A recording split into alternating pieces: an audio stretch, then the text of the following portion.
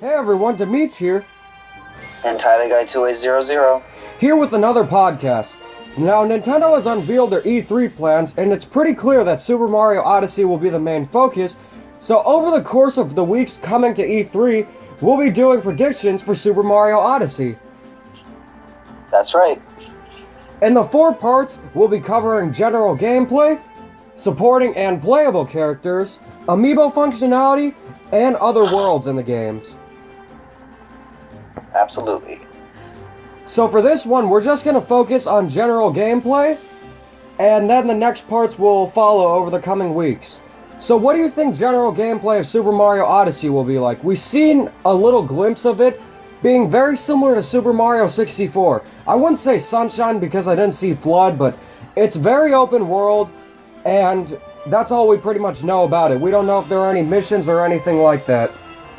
I think it's even more open world than what we've seen before from 64 or Sunshine. In a lot of ways, it kind of reminds me of the scale of Banjo-Kazooie, especially New Donk City, like how huge it is and the amount of objectives you're going to be able to complete. It doesn't even look like it's structured like 64 or Sunshine where there's a hub world. It just looks like there are missions in the world that you can complete at any time you want.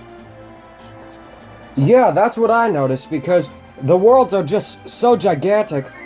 It's hard to say whether there will be an objective like a star, shine sprite, or even a flagpole. What I'm thinking is that you'll start off with at least one objective in the world, and as you complete the objectives, you could explore around the city and complete objectives that you never knew was actually an objective. Kind of like, going to an NPC and like helping them out or whatever, go somewhere. Kind of like an evolution of Mario 64 and Banjo-Kazooie, like basically an evolution of the classic 3D platformer.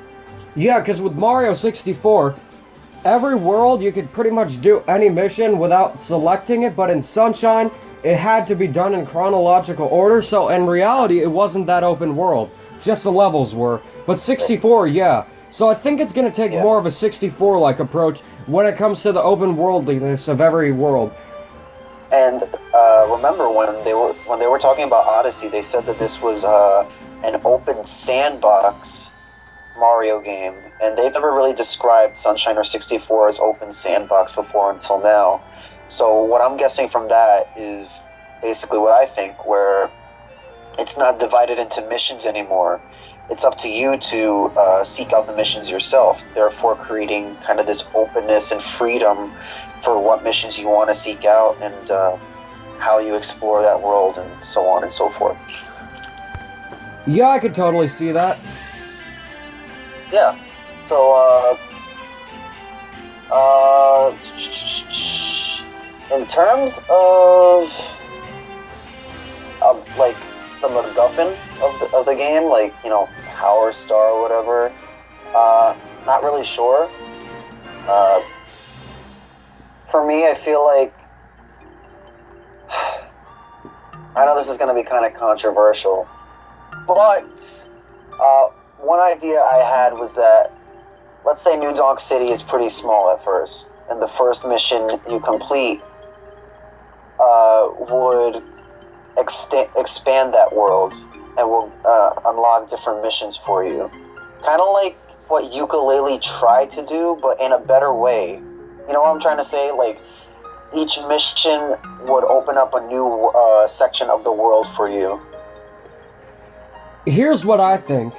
You know on top of the Hat airship how there's that little bottle of potion on it? Yeah. What I think is, that'll be the objective for every world, and you're going for this bottle of potion to increase more power for the airship to go to different worlds. Okay. Or, well, I don't know. I'm really not, like, we don't know what the objective is and stuff like that, and, like, we don't know how the game's going to be structured. So far, it doesn't even look like Mario has a health meter for the first time.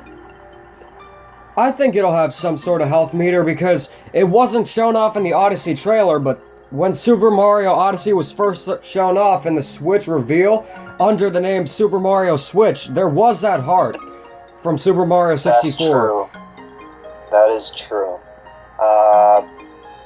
But what you were saying earlier when you said that it wasn't similar to Sunshine, I beg to differ because the new hat that he has is very reminiscent of how Flood acted in Sunshine. Not in a way, yeah, but I don't really think it's similar to Flood. Well, we don't know yet. What I'm trying to say is that maybe Crazy Cap is a store where you could buy different types of caps for different situations. You know how Flood had different nozzles? Yeah. Well, Mario has different hats for different abilities, just like Flood. Speaking of Crazy Caps, I think that'll be another gameplay thing, because Crazy Cap seems to be pretty major in the game. The store's everywhere, it's on advertisements, on the billboards in New Donk City, and the game sure does have a focus on hats, so here's what I think it is. It's a pretty basic theory, but Crazy Cap is likely a store where you spend the purple coins or purple collective objects to get new hats. For example, he could have a sombrero in that Mexican desert-like world, or a fedora in the New York one. Maybe a chef hat in the food world. Wouldn't it be cool if, like Flood, you could switch between hats? Like 2 different hats? That would be cool, but I don't know how that would work. I don't either. Like, maybe he could just switch hats on the fly. Like a little animation. I don't know. That's what I'm thinking. So, with the different hat abilities, what would you like to see? Because we already saw a boomerang-like one, and where he can jump on his hat. Well, I know that Yoshiaki Koizumi, was it Yoshiaki Koizumi? I'm not sure. It was, I forgot who it was. He's a big name in the 3D Mario space. He was talking about how the Switch's capabilities will adhere to Mario's new hat abilities. HD Rumble, probably. HD Rumble, maybe like some motion controls. Really, I have no idea. What I was thinking was that maybe in a water level, the hat could expand and turn into some sort of boat. I don't know, that would be pretty weird. It would, but then again, a lot of this game kind of is weird. But that's perhaps in a good way, weird. In a good way. Huh? But that's perhaps too weird. Probably, but do we really know anything right now? I guess we'll have to wait until E3 for that, but for gameplay, I think it'll be very similar to 64 in terms of missions where you have to collect bottles of potion in order to progress to different worlds, and Crazy Cap will be pretty much the power-ups of the game. Pretty much. What do you think of that Cat Mario pixelated image on the side of the building that we saw the other day? Do you think that's something deeper, or do you think it's just like a Year of Luigi type Easter egg? Probably a Year of Luigi type Easter egg. Well, I just find it interesting that they just decide to put Cat Mario. You know what I mean? Like, instead of just like a regular pixelated Mario. Well, remember 3D World, the final boss battle? Spoiler alert for a game that came out in 2013. You were climbing up a tower. Remember that? Oh, yeah, that's right. Ah, clever. I see what they did there. So it's probably just an Easter egg. In terms of that, if the worlds are going to be that giant, I wonder how many worlds there actually are going to be, but we'll save that for a little bit later. But in terms of gameplay, it will mostly be very similar to 64, and will carry on some of the gimmicky type gameplay from Sunshine.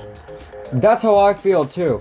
Anyways, in our next podcast, we will cover different characters, including playable and supporting ones. I'm Demeet. And I'm Ty the Guy 2800. Peace.